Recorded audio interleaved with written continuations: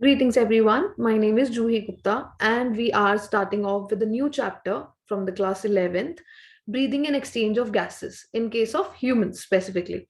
So, breathing कैसे होती है हमने पढ़ चुके हैं, like the basic process we have already studied in case of plants. So it's quite similar, but the organs are very complex in case of humans. So human physiology का एक part शुरू कर रहे हैं, that's respiration, that's breathing, that you can commonly call it as. But like इसमें हम organ क्या है, लंग्स जो आपके केस में रेस्पिरेशन में इन्वॉल्व होते हैं उनके बारे में पढ़ेंगे.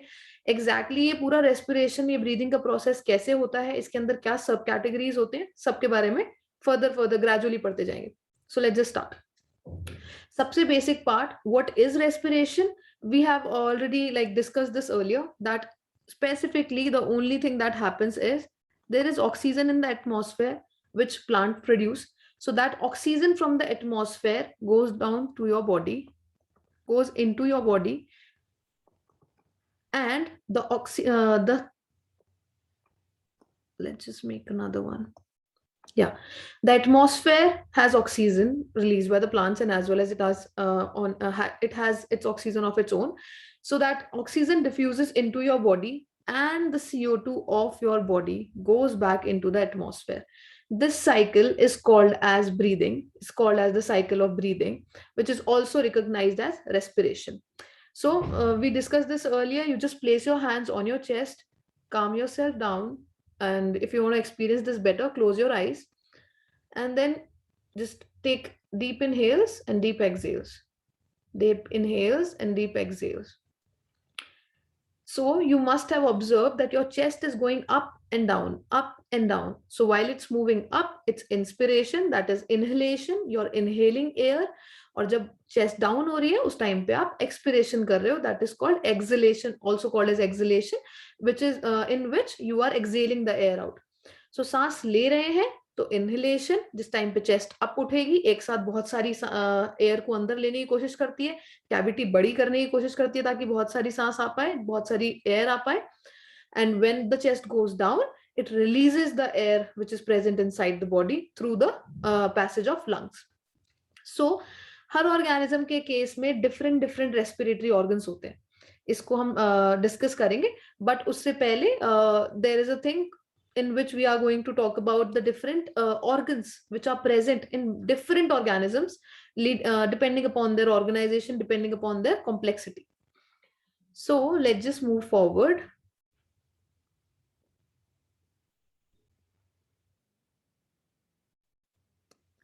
सबसे एक पहले एक डिवीजन के बारे में सुनेंगे which is called as vertebrates and non-vertebrates. So non-vertebrates and vertebrates. So vertebrates कौन होते हैं? वर्टिब्रेट्स वो जिनकी बॉडी में वर्टिब्रल कॉलम होता है. आप अपनी बैक पे हाथ लगाइए, इन बैक पे यू कैन नोटिस कि एक सीरीज ऑफ बोन्स प्रेजेंट है, बहुत सारी बोन्स प्रेजेंट है. यहाँ आपके स्पाइन पे स्टार्ट हो रही है, लाइक आपका स्कल जहां खत्म हो रहा है वहां से स्टार्ट हो रही है एंड डायरेक्टली आपके टेल एरिया तक पहुंचती है. सो ये जो पूरी की पूरी बोन चेन है, this is the vertebral column which helps to support your backbone. इसकी वजह से आप सीधे खड़े हो पाते हैं, सीधे बैठ पाते हैं, इससे आपको बैक को सपोर्ट मिलता है. ऐसे ऑर्गेनिज्म जिनके केस में वर्टिब्रल कॉलम या ये बैकबोन प्रेजेंट होती है, those are called as vertebrates. ऐसे जिनके केस में ये नहीं प्रेजेंट होती है, those are called as non vertebrates. So vertebrates are comparatively more complex और दूसरे वाले फेयरली सिंपल होते हैं. सो वर्टिब्रेट्स और नॉन वर्टिब्रेट्स में भी अलग अलग तरीके के रेस्पिरेशन के ऑर्गन्स देखे गए हैं या रेस्पिरेशन के प्रोसेस देखे गए हैं.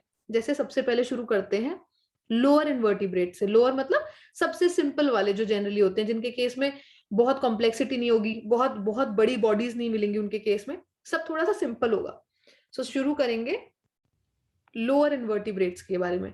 लोअर इनवर्टिब्रेट्स में एग्जांपल्स हैं जैसे स्पंजेस. आपने ये अपने एनिमल किंगडम क्लासिफिकेशन में पढ़ा होगा, ये फर्स्ट इनिशियल के चैप्टर्स में आता है आपके क्लास के. सो उसमें आपने पढ़ा होगा एनिमल किंगडम किस तरीके से डिवाइडेड है. उसमें सबसे पहले आपने लोअर इनवर्टिब्रेट्स ही पढ़े होंगे. सो स्पंजेस, सीलेंट्रेट्स भी पढ़े होंगे, फ्लैटवर्म्स भी पढ़े होंगे. इनके केस में क्या होता है, सिंपल डिफ्यूजन एक प्रोसेस से शुरू कर रहे हैं, that is called as simple diffusion. Simple diffusion के केस में एग्जैक्टली क्या होगा, सिर्फ बॉडी की सरफेस के थ्रू ही, बॉडी की सरफेस, बॉडी के अंदर के जो सेल्स हैं उनके थ्रू ही एक्सचेंज हो जाएगा. CO2 रिलीज कर दी जाएगी और ऑक्सीजन ले ली जाएगी बॉडी में, ठीक है। So this is how simple diffusion takes place. ये सबसे सबसे कॉमन और सबसे कॉमन नहीं बट सबसे सिंपल तरीका है रेस्पिरेशन करने का। होता किन में है? लोअर इनवर्टिब्रेट्स में, जो सबसे सिंपल बॉडी ऑर्गेनाइजेशन है जिनकी, ठीक है। This is one type. इसके अलावा आपने कभी अर्थवॉर्म अगर कभी हाथ में उठाया हो, अर्थवॉर्म इज कॉल्ड एज केंचुआ, अगर किसी ने पता हो तो। सो अर्थवॉर्म को कभी हाथ में उठाया हो तो उसकी बहुत ज्यादा मॉइस्ट स्किन होती है, बहुत ज्यादा मॉइस्ट, और एकदम ऐसा लगता है कि कोई जेल जैसी लेयर प्रेजेंट है उसकी सरफेस के ऊपर। ये जो बाहर की उसकी मॉइस्ट लेयर है, this is called as moist cuticle. So earthworms के केस में मॉइस्ट क्यूटिकल प्रेजेंट होती है, which is like responsible for the exchange of gases. उसके थ्रू वो अपना गैसियस एक्सचेंज कर पाता है। अर्थवॉर्म इस तरीके से रेस्पिरेशन करता है। नेक्स्ट एग्जाम्पल में नॉन वर्टिब्रेट्स में ही आते हैं इंसेक्ट्स। सो इंसेक्ट्स के केस में क्या होता है? छोटी छोटी ना ट्यूब्स प्रेजेंट होती हैं बॉडी के अंदर, छोटी छोटी ट्यूब्स प्रेजेंट होती हैं, कुछ ऐसी सी। These tubes are also like these are termed as tracheal tube. इन ट्यूब्स को बोलते हैं ट्रेकियल ट्यूब्स। एंड ये जो ट्रेकियल ट्यूब्स होती हैं, these are the structures for respiration in case of insects. छोटे छोटे इंसेक्ट्स के केस में ये ट्रेकियल ट्यूब्स काम आती हैं।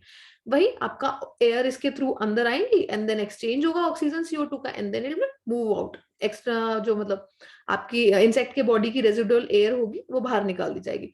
This is also one of the method. So exactly अभी बस इतना ही डिफरेंस आया है कि पहले वालों में सिंपल डिफ्यूजन से एक्सचेंज हो रहा था, इस बार बस एक छोटा सा नया स्ट्रक्चर आ गया है। अर्थवॉर्म में भी डायरेक्टली स्किन, बाहर की स्किन के थ्रू एक्सचेंज हुआ। इंसेक्ट्स के केस में थोड़ा सा नया चेंज ये आया है कि इनके केस में एक ट्यूब आ गई है, प्रॉपर ट्यूब जैसा स्ट्रक्चर है जिससे एयर पास कर रही है। बहुत कॉम्प्लेक्स अभी भी नहीं हुआ।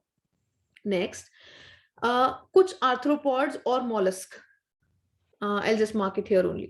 So जो कुछ आर्थ्रोपॉड्स और कुछ मॉलस्क होते हैं, उनके केस में डायरेक्ट स्ट्रक्चर्स प्रेजेंट है, vascular structures, vascular which helps in exchange of gases and other materials. So vascular structures present हैं which are called as gills, ठीक है। इनके केस में ये जो गिल्स हैं, these are responsible for the exchange of gases, arthropods और mollusc के केस में, ठीक है। ऐसे केस में when gills are used for respiration, gills पहला आपको पहला ऑर्गन बताया मैंने, फर्स्ट ऑर्गन। ट्रेकियल ट्यूब्स भी एज अ ऑर्गन ही सर्व कर रही है, but those are very simple in nature, very simple in organization. Gills are the first one, एक प्रॉपर ऑर्गन के फॉर्म में आएगी एंड थोड़ा सा इन सब ट्यूब्स से, नॉर्मल स्किन से कॉम्प्लेक्स होती है। सो जो गिल्स हैं, these are used by arthropods and mollusc for a respiration, for the respiration process. इस टाइप की रेस्पिरेशन को बोलते हैं ब्रेकियल रेस्पिरेशन, ठीक है। टर्म याद रखिएगा। This can be asked in competitive exams as well, that you will be asked maybe in a fill in the blank something, that dash respiration is achieved with the help of gills. So brachial would be the answer. Then ये arthropod generally.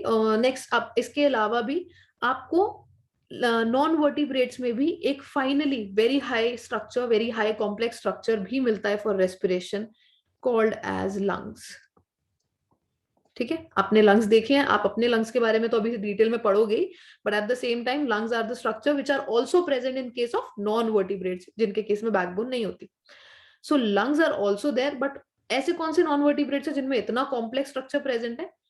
ऐसे सारे के सारे जो terrestrial in nature होते हैं, जो जमीन पे रहते हैं नॉन वर्टिब्रेट्स, उन सबके केस में लंग्स का स्ट्रक्चर दिखता है, उन सबके केस में लंग्स दिखाई देते हैं, ठीक है।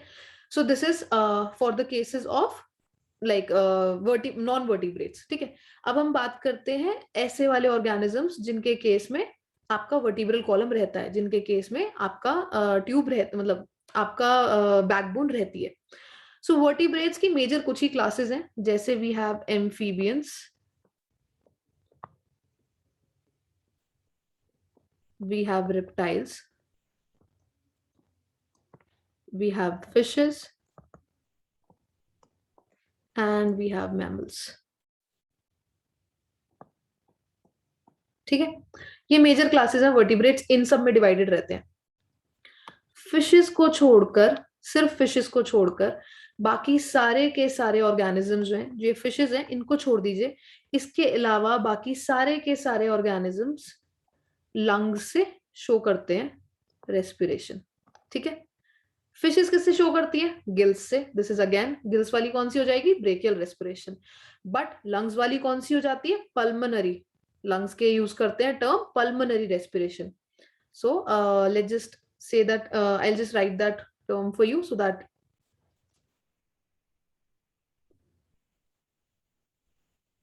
that is pulmonary respiration. जब लंग्स से रेस्पिरेशन करते हैं. अब एक इंटरेस्टिंग फैक्ट है, मैंने बताया एम्फीबियंस, रेप्टाइल्स, फिश और मैमल्स, फिश को छोड़ के जो करती है गिल्स से रेस्पिरेशन, उसके अलावा बाकी सारे करते हैं लंग्स के थ्रू. ठीक है. इसके अलावा there is an interesting fact that amphibians जो होते हैं, जैसे फ्रॉग का एग्जांपल दे रही हूँ, फ्रॉग का. एम्फीबियंस जो होते हैं जैसे कि frog, they can respire with the help of their skin as well. वो स्किन से भी डायरेक्ट रेस्पिरेशन कर सकते हैं. एंड स्किन से जब रेस्पिरेशन करते हैं तो उसकी टर्म होती है cutaneous respiration. Cutaneous is the term to denote skin. So मैंने आपको 3 तरीके की रेस्पिरेशन बता दी. ब्रेकियल जो गिल्स से होती है, पल्मनरी जो लंग्स से होती है, और क्यूटेनियस जो स्किन से होती है. और आपको बहुत सारी कैटेगरीज बताई हैं जिन सबके केसेस में ऐसी रेस्पिरेशन देखी जाती है. Let's just see a diagram to create a better memory of whatever we learned right now. As you can see on the screen,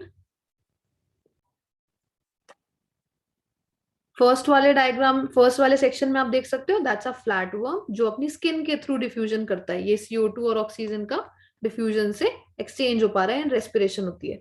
next वाले डायग्राम में बॉटम में आपने देखा है कि इंसेक्ट्स के केस में ऐसी छोटी छोटी ट्यूब्स होती हैं, ट्रेकिया की ट्रेकियल ट्यूब्स. इन्हें जो होल होता है जहां पे ये ट्यूब्स खुलती हैं, those are called as spiracles. ठीक है. एंड यहाँ पे ऑक्सीजन और CO2 का एक्सचेंज होता है. फिश के केस में आपको ऑलरेडी पता है कि गिल्स प्रेजेंट होती हैं, इस तरीके से दिख रहा है, एंड इस तरीके से it is responsible for oxygen and CO2 exchange. While in case of mammals, अभी हम और ज्यादा डिटेल में भी पढ़ेंगे, the lungs are responsible for respiration. So these are the different structures which are used for respiration in different organisms. अब हम बात करेंगे ह्यूमन रेस्पिरेटरी सिस्टम की. It's a complex one and it is at the same time simple as well. Human respiratory system को हम पहले आप एक बार यहाँ पे ये डायग्राम देखो, उसके अलावा मैं एक रफ बनाऊंगी क्योंकि इसके अंदर सारी चीजें शो नहीं कर रखी हैं. ठीक है. और maybe I can just modify this one only. I will just modify this one and then we'll understand it better. ठीक है. So let's just make आपका रेस्पिरेशन स्पेसिफिकली शुरू होता है आपके नोज वाले एरिया से. ठीक है.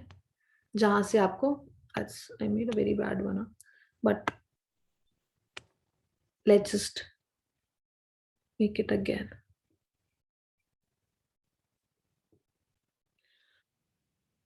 तो शुरू करेंगे आपके नोज से. नोज मतलब ये आपके एक्सटर्नल लेयर्स हैं, जो होल्स होते हैं नोज के, इनको एक्सटर्नल लेयर्स बोलते हैं. क्या बोलते हैं? मैं यहाँ पे लिख देती हूँ, external layers. So these external layers are your passage for your air, right? आपका यहाँ से सारी की सारी आप एयर जो है यहाँ से इनहेल करते हो, यहाँ से आप पहली बार सांस इनहेल करते हो. सो एक्सटर्नल लेयर से आपके शुरू होता है पैसेज रेस्पिरेशन का. यहाँ से एयर मूव करेगी कहाँ पे? नेक्स्ट आपके नेजल पैसेज में, पूरी नोज के पैसेज मूव करेगी. तो मैंने बस इस वाले नॉर्मल डायग्राम के साथ आपको बस शुरुआत के लिए दिखाने के लिए स्टार्ट कर दिया. एक्सटर्नल लेयर्स को एक्सटर्नल नॉस्ट्रल्स भी बोल सकते हैं. सो एक्सटर्नल लेयर्स या एक्सटर्नल नॉस्ट्रल से सबसे पहले आपकी एयर आएगी अंदर, एंड देन वो मूव करेगी आपके, मैं यहाँ पे एक रफ सा नेजल पैसेज बना देती हूँ, इस नेजल पैसेज में मूव करेगी. ये क्या हो गया? आपका नेजल पैसेज. इस नेजल पैसेज से मूव करती है नेजल चैम्बर में. ये जो पूरा का पूरा इस पाथ से मूव करना है ना, जहां से पहले एयर नोज के अंदर आएगी एंड देन फाइनली वो पूरा नेजल पैसेज नेजल चेम्बर के अंदर जाना चाहती है, तो वो जो पूरा पाथ फॉलो कर रही है, that is the nasal passage. Nasal chamber से मूव करने के बाद वो खुलती है किसके अंदर? फेरिंग्स के अंदर. वो इस पूरे डायग्राम में नहीं है, but you can just understand it like this, कि जैसे मान लीजिए कि यहाँ वाले एरिया में आके, यहाँ तक तो नेजल पैसेज है और ये बाहर वाले तो आपके एक्सटर्नल नॉस्ट्रल्स है, इस वाले एरिया में आके खुल रही है, that is called as pharynx. Pharynx क्या होता है? It's a tube like structure which is a common passage. वो उस वाले एरिया से आपका खाना भी मूव करता है, उस वाले एरिया से आपकी हवा भी मूव करके जाती है. सो एयर भी उस एरिया से फेरिंग्स से पास होके जाती है, एंड आपका फूड भी फेरिंग्स से पास होके जाता है, तो फेरिंग्स में पहुंचेगा. कहाँ से मूव कर चुका है, नोज से नेजल पैसेज में, नेजल पैसेज से कहाँ जा रहा है, आपके फेरिंग्स में। सो फेरिंग्स क्या है, it's a common passage, it's a common tube used for both food as well as air. Okay, it's a common passage pharynx. Finally move किस में करता है, इनटू द ट्रेकिया। ट्रेकिया में जाने से पहले किससे जाता है, पास करेगा, वो मूव करता है लैरिंग्स से, as it is mention in the diagram. लेकिन आप डायग्राम के साथ साथ एक और चीज नोटिस कर रहे हो कि लैरिंग्स से आपको अब ट्रैकिया में मूव करेगा। सो लैरिंग्स से नेक्स्ट वाला स्टेज है ट्रेकिया में जाने का। लेकिन उससे पहले एक स्ट्रक्चर दिख रहा है कॉल्ड एज एपिग्लॉटिस। ये क्या है, एक छोटा सा स्ट्रक्चर दिख रहा है ना आपको यहाँ पे, मैं इसको हल्का सा इरेज कर देती हूँ, देन यू कैन सी कि यहाँ पे आपको एक स्ट्रक्चर दिख रहा है कॉल्ड एज एपिग्लॉटिस। ये जो छोटा सा ऊपर नॉब जैसा स्ट्रक्चर है, इस नॉब जैसे स्ट्रक्चर को आप एपिग्लॉटिस बोल रहे हो। एंड इसका फंक्शन क्या है, it is a cartilaginous structure, cartilage होती है जरा सी which is responsible for closing your path. जैसे अगर आप खाना खा रहे हो, जैसे आप जब ब्रीदिंग कर रहे हो तो फूड और एयर एक दूसरे के साथ मिक्स ना कर जाए। आपने कभी नोटिस किया होगा, कहते हैं ना खाना खाते टाइम बोलते नहीं है, बोलने की वजह से आपका ये एपिग्लॉटिस खुलता है। खुलने की वजह से जिस टाइम पे आपका खाना है वो मूव करना चाहिए फूड पाइप में, लेकिन वो मूव कर सकता है ट्रेकिया के अंदर, वो मूव कर सकता है एयर पैसेज आपके रेस्पिरेटरी चेम्बर्स के अंदर। इसकी वजह से यहाँ पे जो स्ट्रक्चर होता है उसका नाम है ग्लॉटिस। ग्लॉटिस के ऊपर एक ढक्कन जैसा स्ट्रक्चर लगा होता है, फ्लैप जैसा स्ट्रक्चर लगा होता है, that is called as epiglottis. ठीक है, सो जब आप खाना खा रहे होते हो, ग्लॉटिस के ऊपर एपिग्लॉटिस वाला ये ढक्कन बंद कर दिया जाता है ताकि आपका खाना एयर पैसेज में ना चला जाए, जिसकी वजह से आपको प्रॉब्लम होगी, सांस अटक सकती है। उसी की वजह से कई बार swallow करते में, मतलब कभी बार गलती से ऐसा होता है कि कुछ गलती से बोल जाते हैं जल्दबाजी में एंड खाना खाते में, तो आपका ये ढक्कन बाय चांस खुल जाएगा। खुलने की वजह से खाना इसमें अटक जाता है, जिससे बहुत इरिटेशन और बहुत प्रॉब्लम होती है। इस वजह से बोलते हैं कि खाना खाते टाइम नहीं बोलना चाहिए। इसकी वजह से आपका फूड कहाँ नहीं जाता, लैरिंग्स के अंदर। ठीक है, आपका खाना जो है लैरिंग्स ट्रेकिया मतलब इस पूरे पैसेज में एंट्री नहीं करेगा। आपका एपिग्लॉटिस वहीं के वहीं ढक्कन लगा देता है एंड लैरिंग्स के अंदर मूव नहीं करने देता खाने को। एपिग्लॉटिस का होना बहुत बहुत ज्यादा इंपॉर्टेंट है। इसकी वजह से आप मतलब it is safe for us, this is the normal passage. Next, आपका एपिग्लॉटिस के अंदर खाना तो नहीं आया, लेकिन हमें हवा तो डालनी है। हवा को मूव करवाएंगे कौन से सेक्शन में, लैरिंग्स। लैरिंग्स किसे बोलते हैं, लैरिंग्स is your sound box. Sound box is the voice box, कहते हैं ना आवाज आती है जिस एरिया से। लैरिंग्स एक कार्टिलेज का बना हुआ बॉक्स होता है जिसकी वजह से आपके आवाज आती है। आपके वोकल कॉर्ड्स इसी वाले हिस्से में लगे हुए होते हैं। लैरिंग्स की जो ट्यूब है, जैसे मान लीजिए ये एक लैरिंग्स की ट्यूब है, लैरिंग्स की ट्यूब में यहाँ आपके वोकल कॉर्ड्स अटैच्ड होते हैं एंड इसी से आवाज प्रोड्यूस होती है हवा के वाइब्रेशन से। जिस तरीके से आप बोलते हैं, जो भी एयर मूवमेंट हो रही है उसकी वजह से फाइनली ये मान लीजिए ये आपका क्या हो गया, लैरिंग्स। लैरिंग्स के अंदर आपकी होती हैं वोकल कॉर्ड्स एंड ये जो वोकल कॉर्ड्स हैं वो आवाज प्रोड्यूस करने में हेल्प करती हैं and this leads to the production of sound. इसी वजह से लैरिंग्स को साउंड बॉक्स भी बोलते हैं। ठीक है, तो हम कहां से कहां आ गए, नोज से नेजल पैसेज, नेजल पैसेज से फेरिंग्स, फेरिंग्स से लैरिंग्स, लैरिंग्स से ट्रेकिया जाना है अब। ठीक है, आप लैरिंग्स तक आ चुके हो, लैरिंग्स पता लग गया क्या होता है, इट्स अ साउंड बॉक्स। आपको एपिग्लॉटिस, ग्लॉटिस का फंक्शन पता लग गया। देन अब बात करते हैं ट्रेकिया की। ट्रेकिया के केस में क्या सीखेंगे, दैट ट्रेकिया आप जैसे देख सकते हो, अभी यहाँ पे आप स्ट्रक्चर देखो, ट्रेकिया के अंदर आपको छोटी छोटी छोटी छोटी सी रिंग्स दिख रही हैं, छोटी छोटी हाफ हाफ रिंग्स दिख रही हैं कि मतलब एक ट्यूब जा रही है, उस ट्यूब के ऊपर छोटी छोटी छोटी छोटी रिंग्स लगी हुई है। एग्जैक्टली ऐसा ही स्ट्रक्चर होता है, एक स्ट्रेट ट्यूब होती है जो आपकी थोरैसिक कैविटी, जो आपकी चेस्ट है जहां तक लंग्स होती है, वहां पे उतने मतलब उस पूरे एरिया में वो ट्यूब जा रही होती है। एंड देन फाइनली मिड, जब आपके मिड थोरैसिक कैविटी तक पहुंच जाती है उसके बाद ये डिवाइड हो जाती है, जैसे आप यहाँ पे देख सकते हो। देखो, एक लेफ्ट चली गई, एक राइट चली गई। राइट और लेफ्ट में जाके ये फर्दर ट्यूब्स बनाती हैं। तो सबसे पहला जो ये डिवीजन कर रही है, पहले एक ट्रेकिया थी, ट्रेकिया से एक तरफ दोनों तरफ एक ब्रांच निकल गई राइट में, एक ब्रांच निकल गई लेफ्ट में। तो ये जो ब्रांच निकली है, ये जो फर्स्ट ब्रांच निकली है, that is called as primary bronchi. दोनों वाली को, लेफ्ट वाली को भी प्राइमरी ब्रोंकाई बोलेंगे और राइट वाली को भी प्राइमरी ब्रोंकाई बोलेंगे। ये दोनों वाली को प्राइमरी ब्रोंकाई बोलते हैं। ये किससे बनी? ट्रेकिया से। तो trachea finally terminates into primary bronchi both on left side as well as right side. Division कहाँ होता है वो मैं अभी आपको एग्जैक्टली एक और डायग्राम बना के बताऊंगी। इस ब्रोंकाई में जैसे आप डायग्राम में देख सकते हो, देखो फर्दर उसके अंदर कितने सारे डिविजन हो रहे हैं, इतने सारे फर्दर डिविजन होते चले जा रहे हैं और छोटी छोटी ट्यूब्स में टूटती चली जा रही है। ठीक है, तो प्राइमरी ब्रोंकाई तो बन चुकी है, प्राइमरी के बाद कौन सी आएगी? सेकेंडरी। उस सेकेंडरी में भी अगर फर्दर डिविजन हुए तो कौन सी आएगी? Tertiary. And then finally bronchioles बनते हैं। एंड देन फाइनली ये आपके जो मोटे मोटे स्ट्रक्चर्स बन रहे हैं यहाँ पे, दीज आर द ब्रोंक्यूल्स। ये जो फर्दर ये जो स्ट्रक्चर्स बन रहे हैं, दीज आर द ब्रोंक्यूल्स। ठीक है, सो आपके ब्रोंक्यूल्स ये देखो मार्क्ड भी है। मैं अभी ये वाला स्ट्रक्चर क्योंकि यहाँ पे थोड़ा सा कॉम्प्लेक्स दिखा रखा है, मैं अपने अपने लेवल पे अपने आप बना के दिखाती हूँ आपको ये। इसके अलावा जो आपको देखना है वो एग्जैक्टली यहाँ से कुछ खास नहीं, बस इतना और देख लीजिए इस वाले डायग्राम में से कि यहाँ पे एक स्ट्रक्चर होता है आपके लंग्स के नीचे, एक डोम जैसी स्ट्रक्चर होता है, डोम जैसी मसल प्रेजेंट होती है, कॉल्ड एज डायफ्राम। जब आप सांस लेते हैं तो आपकी चेस्ट कैविटी ऊपर उठती है। ठीक है, आप कभी भी नोटिस करिएगा, आगे की तरफ उठती है और ऊपर की तरफ उठती है। जैसे ही ब्रीथ करते हैं it goes up as well as in front.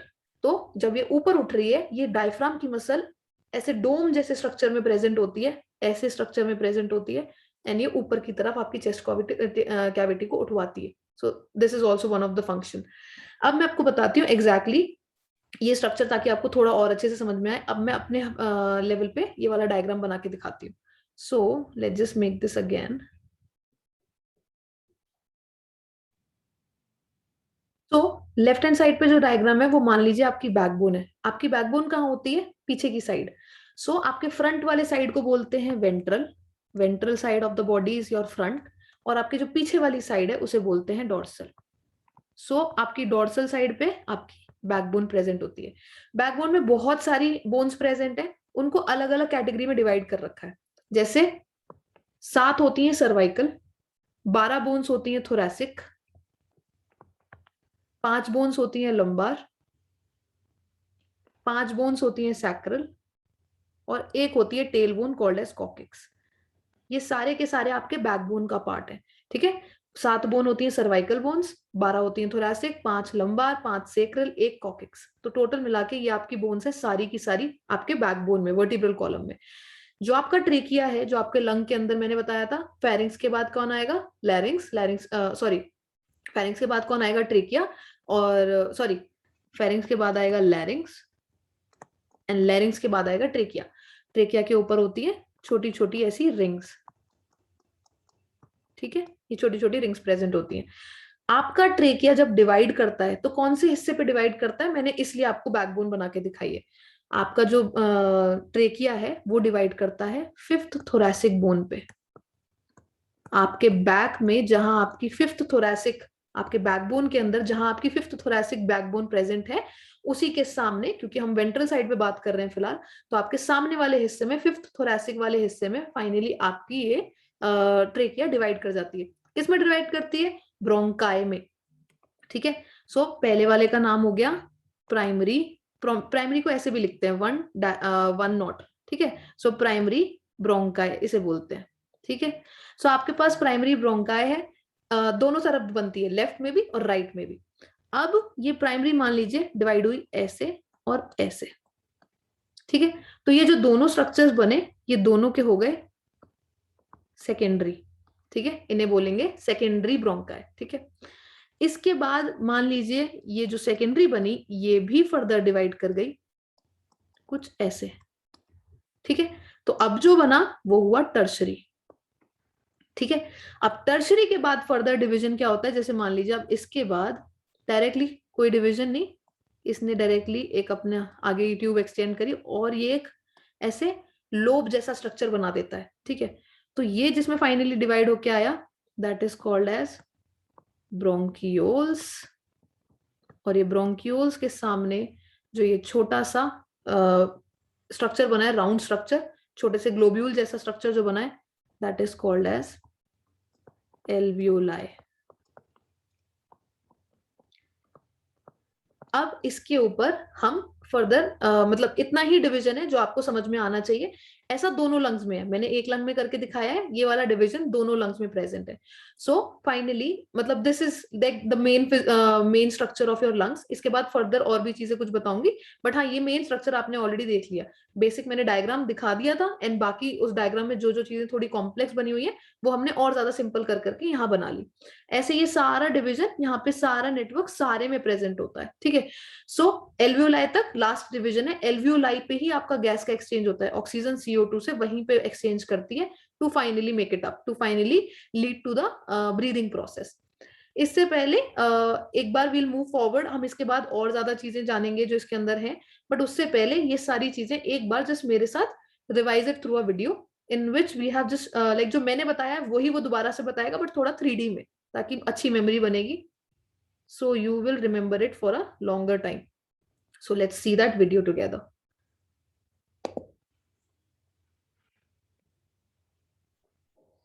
So first, coming to the anatomy and physiology of the respiratory system. The human respiratory system has two parts, the upper respiratory system and the lower respiratory system.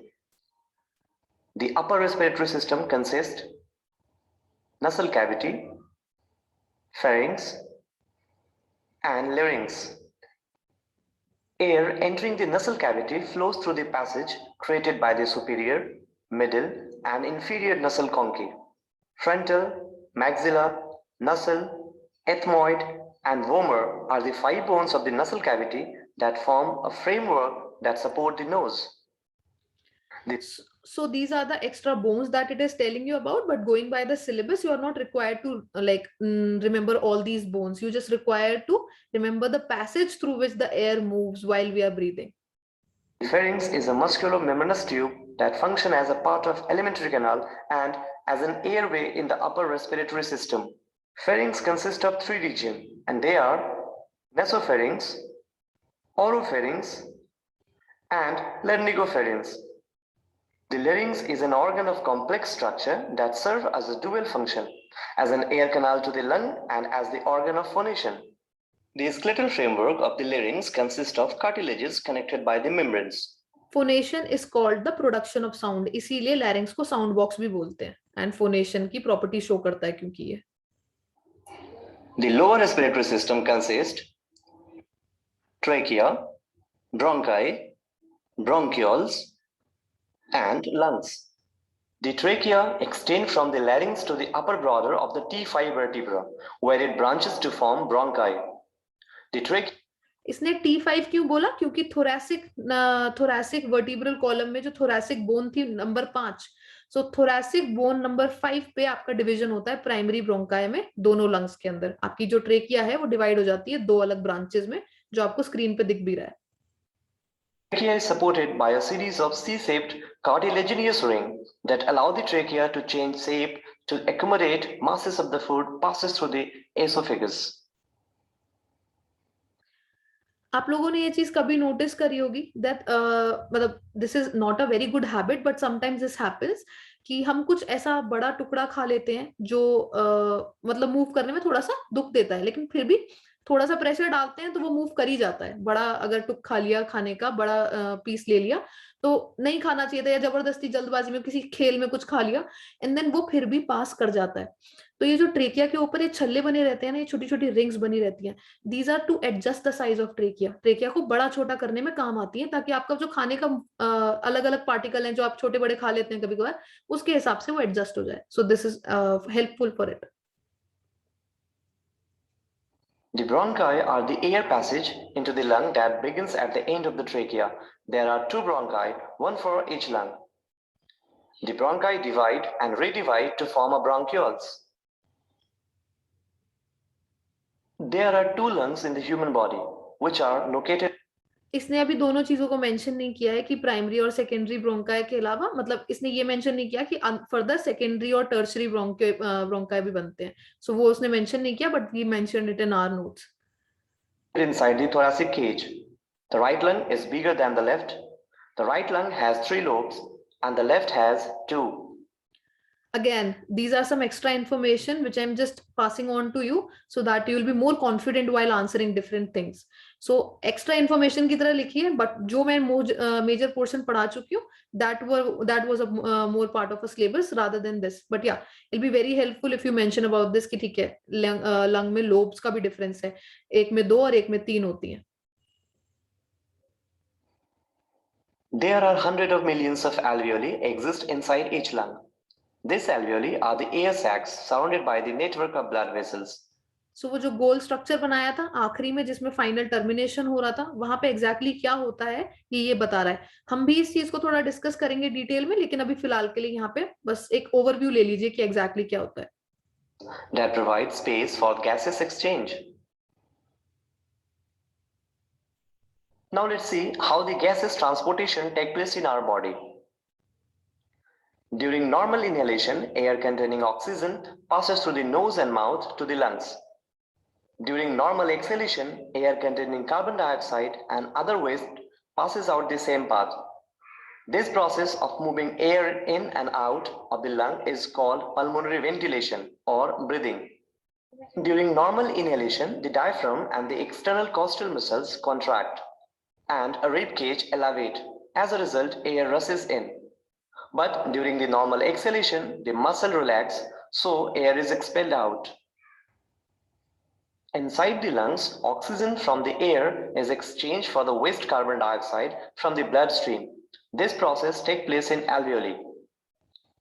Oxygen from inhaled air diffuses from the alveoli into the pulmonary capillaries, and the carbon dioxide from oxygen-depleted blood diffuses from the capillaries into the alveoli. Now, the bloodstream delivers oxygen to cells and remove the carbon dioxide through the process of internal respiration. In the lungs, oxygen is absorbed into the blood by RBC containing hemoglobin. Oxygen binds to this molecule. The oxygenated blood then moves through the pus culture. Within the body tissue, the RBC release oxygen, which then diffuses through the capillary wall into the tissue. Meanwhile, the waste carbon dioxide diffuses into the bloodstream, where it is carried inside the RBC and plasma. Now, the deoxygenated blood travels through vasculature and back to the lungs, where carbon dioxide is expelled out from the body.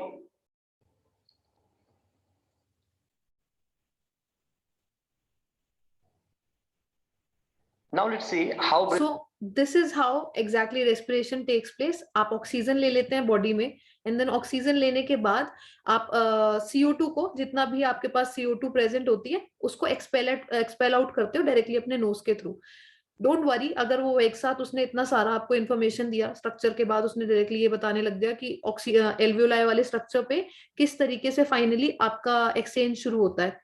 सो आप बस ये ध्यान रखिए कि alveoli पे exchange होता है, O2 और CO2 वहां से मूव करते हैं. एग्जैक्टली क्या क्या होता है पूरे रेस्पिरेशन में, वही इस पूरे चैप्टर का पार्ट है. सो आपने ओवरव्यू ले लिया है कि कैसे ब्लड के थ्रू ऑक्सीजन CO2 का एक्सचेंज होता है, फिर वो लंग्स के थ्रू मूव कर जाता है सारा एयर, गलत वाला मतलब CO2 रिच एयर बाहर चला जाता है, O2 रिच एयर अंदर रहता है. इसके बारे में डिटेल में फर्दर पढ़ेंगे. I just give you an overview about it and we are done with this, and I hope to see you in the next lecture, in which we are going to begin with the further process of this external respiration and internal respiration. ये क्या क्या होता है. So have a great day and let's see each other. Thank you.